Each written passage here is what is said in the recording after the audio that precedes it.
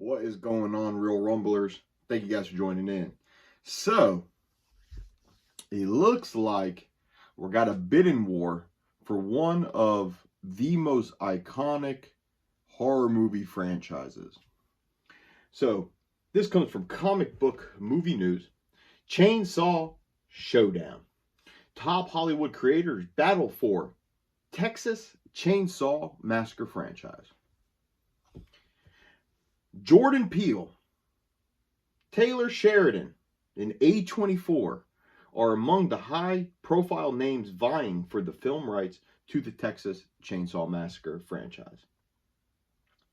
Now, before I dive into this article, when I did my review, or my reaction, I should say, to seeing Final Destination Bloodlines, one of the comments that I had made, and this is, I feel, this news right here is kind of solidifying, those comments I did made, where I was saying that we are getting a horror movie renaissance, right?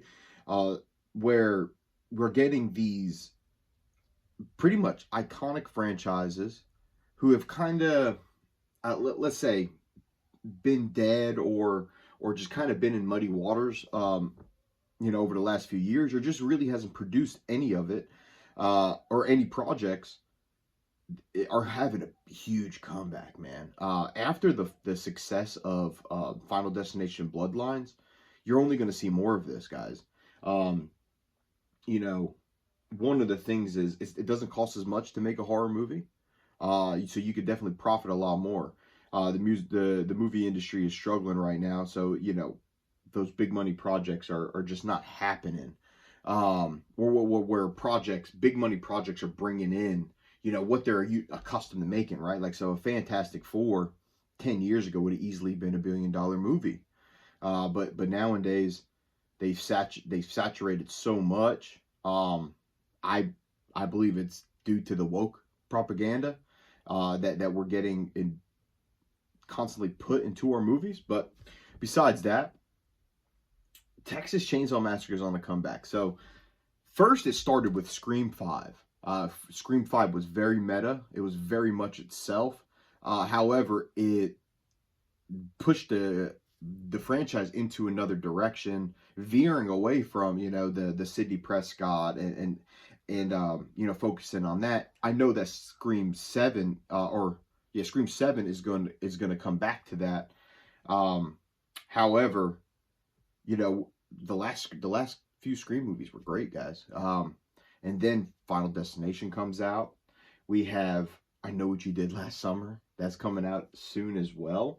So it's only inevitable that we're going to get Texas Chainsaw. Oh, Michael Myers. I know the last one was, but that trilogy, those first two especially, Halloween and then Halloween Ends, awesome. Well, awesome, guys. I thought so, at least. So let's see what this article says. So the seismic shift in the post-pandemic movie industry are undeniable. Hollywood is adjusting to its compass. The era of effortlessly smashing the $500 million global box office barrier with every big budget blockbuster appears to be fading. That's exactly what I was just saying. This challenging new environment is prompting many studios to reconsider their slate, reportedly pulling back on greenlighting of costly summer tentpole films. Stop spending so much money on certain projects. Some projects don't need a $500 million budget. In their place, a clear strategic pivot is emerging. A renowned focus on more affordable horror films, this genre consistently proves its worth, delivering robust returns on a smaller investment. The success of this approach is already evident, with a wave of iconic horror franchises being revitalized. We've recently seen triumphant requels and fresh installment breaths new life into series like Final Destination, Scream, and Saw. I forgot about Saw as well. So yeah, we are getting a renaissance, guys. We are getting a renaissance of horror movies. And that's good stuff, man. I definitely miss those good old classic horrors, going to sit down, sitting there like that. But nah, man, we definitely need some good horror films, man. And the horror resurgence shows no signs of slowing down, as the projects like I Know What You Did Last Summer, the Friday the 13th, and the Exorcist are all actively in development, hinting at a terrifying, exciting future to the genre.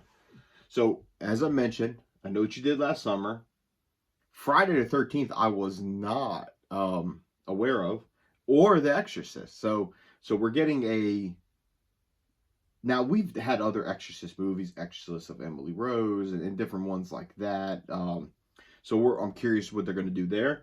But Friday the 13th, that's another big one. And then Nightmare on Elm Street's going to be another one I'm sure we'll see follow.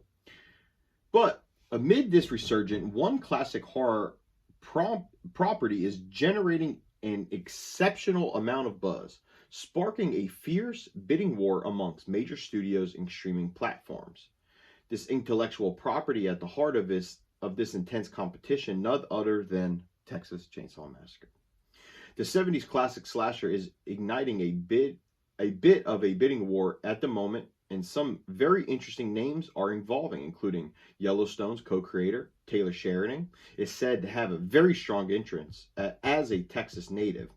Oz Perkins, known for Longlegs and The Monkey, is reportedly teaming up with Brian Bertino, The Strangers, for a neo-produced film. Interesting. J.T. Molnar, director of the upcoming adaptation of Stephen King's The Long Walk, is partnering with producer Roy Lee for a TV series set up at A24. So we got a lot of different individuals and companies, creatives and companies, jumping in, man. So it's curious to see. Separately, Lee also has a pitch to play for a Texas Chainsaw Massacre film at Netflix. Interesting. And lastly, Jordan Peele, known for Get Out, Nope, and his Monkey Paws production have entered the mix and are aiming to produce a film at Universal. The rights to the Texas Chainsaw Massacre franchise are currently controlled by Exerbia Films, a company partly owned by Kim Heckel, co-writer of the 1974 original. So, now, we did just get a Texas Chainsaw Massacre, I believe, probably about 3 years ago. Netflix. I never watched it. I've read reviews, and everybody said it was pretty terrible. People I know and I talked to personally that seen it, they said don't even waste your time. But hey, I might go give it a go. It does only have a 25% audience score from Rotten Tomatoes, so I'm sure it's not a good movie by any stretch of the word.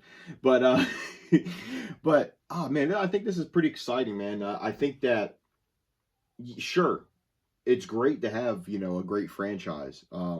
You're going to make money with just by the name alone.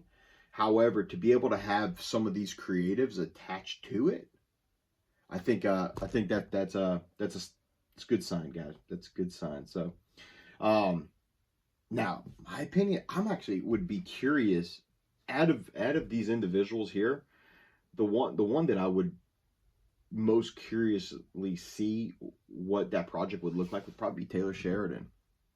I'm a huge fan of Taylor-Sheridan. I think he's one of the best writers out there at the moment when it comes to film and television. The guy hasn't missed. I don't think I don't recall any of his projects that I was just like, yeah, I'm not a huge fan of that, or oh, that's bad. No, he's made great products all the way around. So it would be interesting to see how he would tackle this Texas Chainsaw Massacre here. But being a Texas native, man, I'm sure that's something he grew up in, and that was a movie he probably admired very much.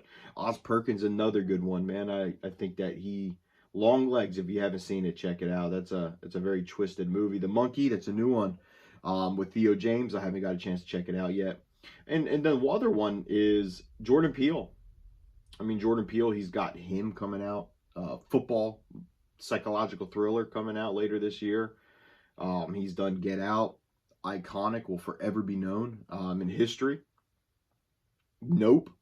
pretty good, and then Us, very twisted. So I mean, he's another creative who just, he knows what he wants, and he gives us a good product. So curious to see, man. Curious to see. We'll stay up to date on it, but let me know what you guys think down below. If you guys like more videos like this, please like, subscribe.